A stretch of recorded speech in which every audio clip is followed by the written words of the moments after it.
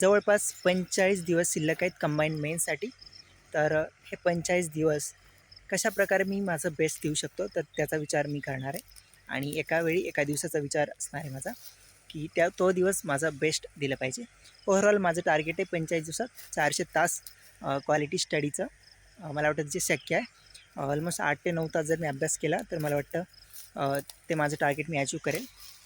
400 तास मी माझं बेस्ट देणार आणि त्यानंतर मग एक्झाममध्ये मी माझं एक्झिक्युशन देईन. सो अर्थात एक्झामच्या दिवशी मी विचार करेल. पण सध्या तरी माझ्या हातात जो स्टडी करण्याचा टाईम आहे, तर मला वाटतं जो आतापर्यंत केला आहे तो ठीक आहे.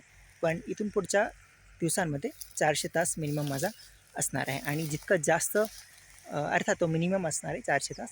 जास्तीत जास्त जर झाला तर चांगलंच आहे. तर मिनिमम टार्गेट ते आहे. तर माझा प्रयत्न असणार आहे की जितका क्वालिटी स्टडी करता येईल तेवढा मी करणार आहे.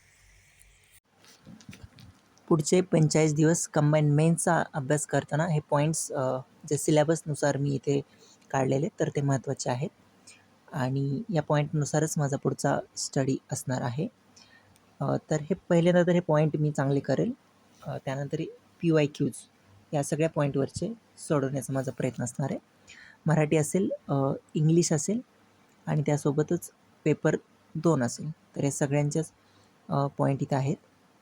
जितकं जास्त महत्त्वाचे पॉईंट मी सेपरेट करता येईल तेवढे केले. अर्थात मॅथ असेल किंवा चालू घडामोडी असेल तर त्याला मी तसंच ठेवलेलं एक विषय. कारण की त्याचा अर्थात एवढं खूपच अजून जे जास्त बारीक होईल त्यामुळे. पण बघू शकता पेपर 2चे हे पॉईंट आहेत. पॉलिटीचं पूर्ण जास्त करण्याची गरज नाही आहे. तर पॉईंट 2वर मला वाटतं जास्त फोकस दिला पाहिजे. त्यांनी ते पॉईंट दिलेत. इकॉनॉमिक्सचे पण पॉईंट दिलेत. इतिहासाचे पण पॉईंट दिलेत. तसे सायन्सचे आणि चालू घडामोडी याचे पॉईंट म्हणजे चालू घडामोडीचे नाही शक्य, पण बाकीचे दिले नाही आहे. सायन्सचं खास करून त्यांचे फक्त विषय दिलेत. आणि मॅथचं पण त्यांनी तसंच दिलं आहे, जास्त डिटेल नाही दिलेलं. आणि अर्थात मराठी इंग्लिशचं पण एवढं डिटेलमध्ये असं दिलेलं नाही आहे. सो रिमोट सेन्सिंगचे टॉपिक आहेत आणि हे इकॉनॉमिक्सचे टॉपिक आहेत. तर ओव्हरऑल 137 टॉपिक्स आलेले आहेत. तर या टॉपिकनुसार माझा पुढचा स्टडी असतो.